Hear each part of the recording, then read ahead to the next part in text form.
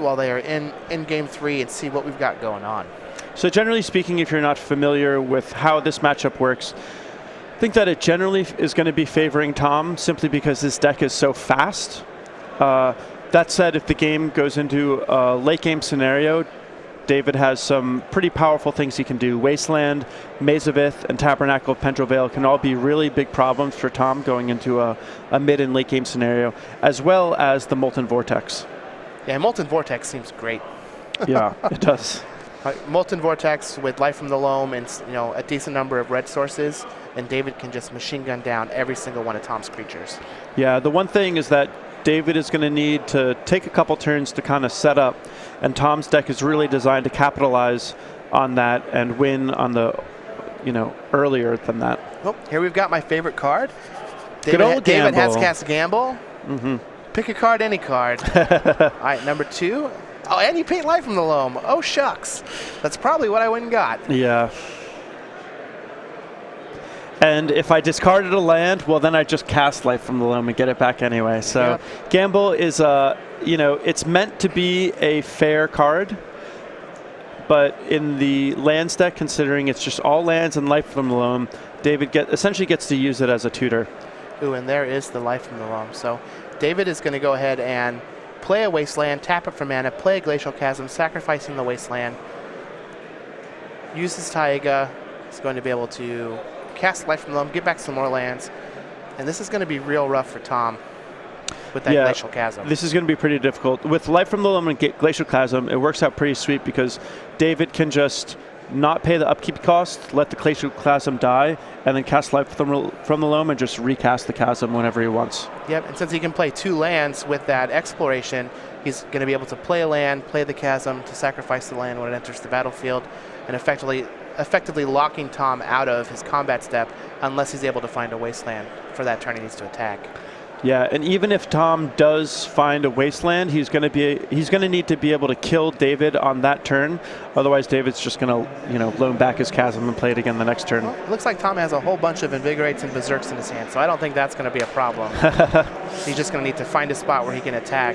Now, Tom does he have any crop rotations in his main? He does. Oh, in his main? Well, we're in game 3 now. Oh, we're in game 3, so I imagine he has 2 copies of crop rotation along with the Wasteland in his deck, so. Yeah.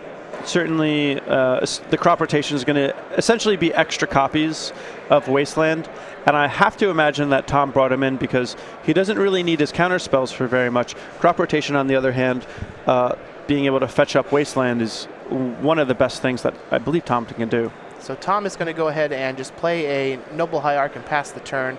David's going to pay the life for his cumulative upkeep on that Glacial Chasm, falling to 17. Dredge back his Life from the Loam.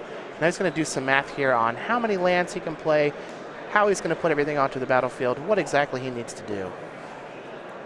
So he's going to fall to 16 and fetch with his Verdant Catacombs, probably getting just another Taiga. Oh, it looks like a Bayou. He does have Abrupt Decay in his deck. Mm-hmm. So it looks like that Tom had a pretty reasonable start, but not as blazing fast as he would really prefer. And it looks like David is going to have some time to mount a bit of an offense, a bit of a defense. So this is going to start to become a little trickier for Tom to be able to grind through. That Wasteland and Life from the Loam is also going to do a number on Tom. Yeah, so David is just going to Wasteland Tom's Tropical Island. He's going to Life from the Loam back 3 lands. He's going to play another copy of Exploration. And this is going to get ugly real fast. Yeah, David's getting a chance to have his deck do what his deck does. Play lands. Yeah. He's just going to replay that Wasteland and pass back. If Tom can find a Wasteland, he can just end this game. It's like he has 2 Invigorates and a Berserk in his hand. That's a lot. Yeah, that's a lot of damage for sure. So Tom is just going to play Verdant Catacombs, uses Noble Hierarch to play another Glistener Elf. David Long is going to pay the cumulative upkeep on his Glacial Chasm. He's going to dredge his Life from the Loam. If David could find a Tabernacle of Pendrell Vale, that would be nice. Yeah, that is what David needs to find at this point. There is one in his deck.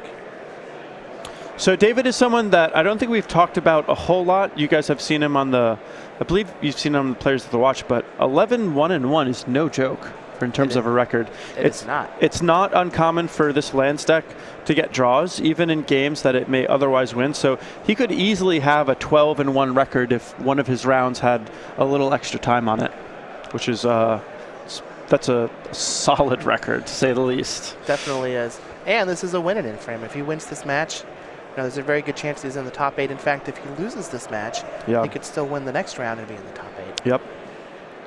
Are you familiar with David Long? Have you seen him play in other events? I have not. I wonder if he's done well in everything. His deck is very unique. Yeah, the Molten Vortex, I feel like, is something that I've seen people play around with a little bit, but I haven't seen, well, I don't recall seeing anyone do well with it. So this may be a first. So Tom is just going to go fall to 17, fetching out a Tropical Island, give his deck a nice shuffle. Basically, at this point, he is looking for a crop rotation or a wasteland to get rid of that Glacial Chasm. David Long is not going to pay the upkeep on that Glacial Chasm. Ooh, and this is going to be a problem because now there's a Thespian stage. So he's going to be able to put a Chasm and a Thespian stage onto the battlefield. So if Tom does happen to find a wasteland, he can just use Thespian stage to copy this Glacial Chasm. Yeah, pretty impressive from David. So I'll have to do a bit more thorough research, but I believe if he top 8s this event, it would be his first top 8, which would be, kind of get his Magic career up and running. We could have a new star on our hands. He could. He does seem to have a stranglehold on this game. He's going to be able to lock Tom out of attacking because he has this Thespian stage and Glacial Chasm. The time is ticking down on Tom having options. However, David still has to figure out some way to finish this game.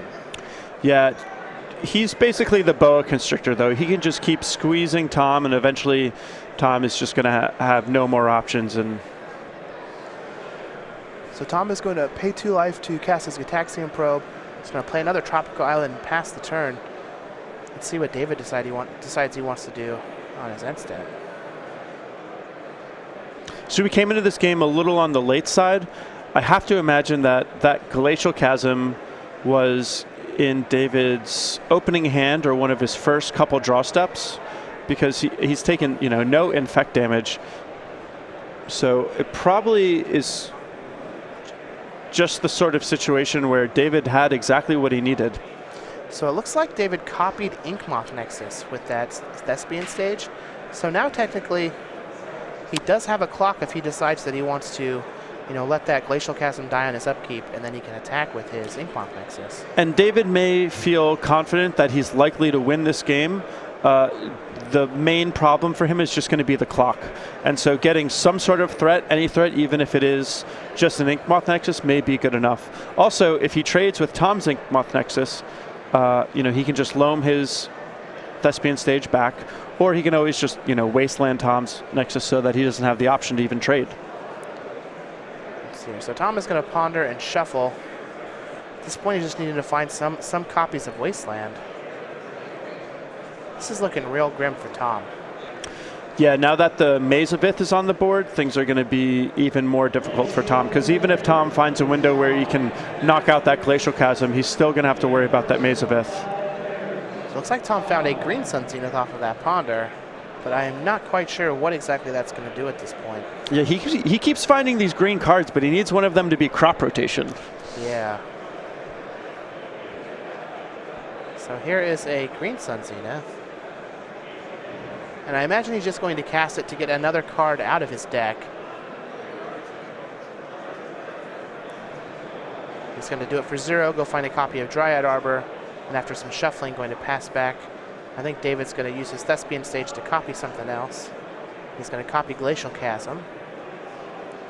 So at first when Tom cast that and he got Dryad Arbor, I was a little surprised that he didn't get another Noble Hierarch, since a Noble Hierarch seems to have a little bit more utility.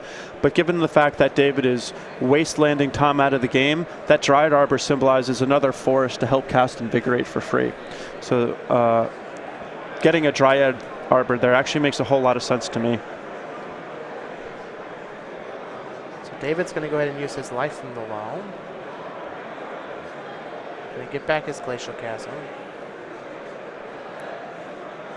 David's working with just a fistful of cards. Only a couple of them do anything, but it's got to be a little intimidating for Tom to be sitting there while David is just playing out all this stuff.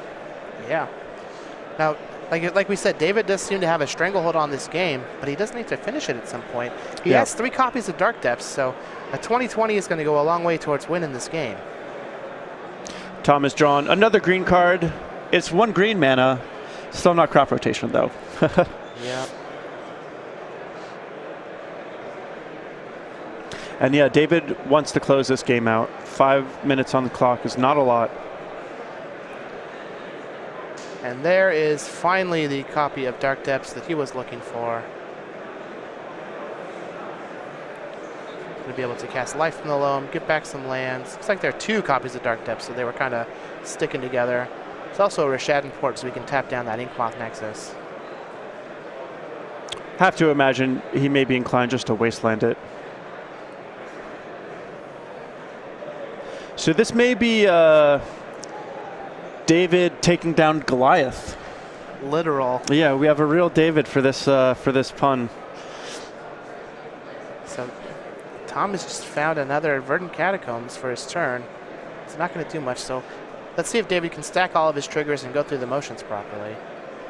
Should be pretty impressive, though. I mean, David, as far as I know, he's a new player. He doesn't have any top 8s yet. If he beats Tom, not only would it be his first top 8, but beating Tom Ross to get there is a really impressive feat. Yeah. Tom is no joke. So David's going to tap down the Inkmoth Nexus. He's going to use Thespian Stage to copy Dark Depths. He's going to make a 20/20. As long as he lets his Glacial Chasm die here, he'll be able to attack. And that's going to close out the game. So Glacial Chasm will go away. He's going to dredge Life from the Loam for like the 10th turn in a row. Yep.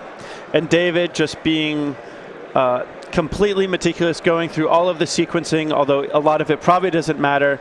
But David just, you know, a really, really good performance of just doing everything the way it should be done, pushing to victory, even through the Leather Jacket, who so many people have tried to attack, but the Leather Jacket has kept Tom strong from everyone except for this David Long.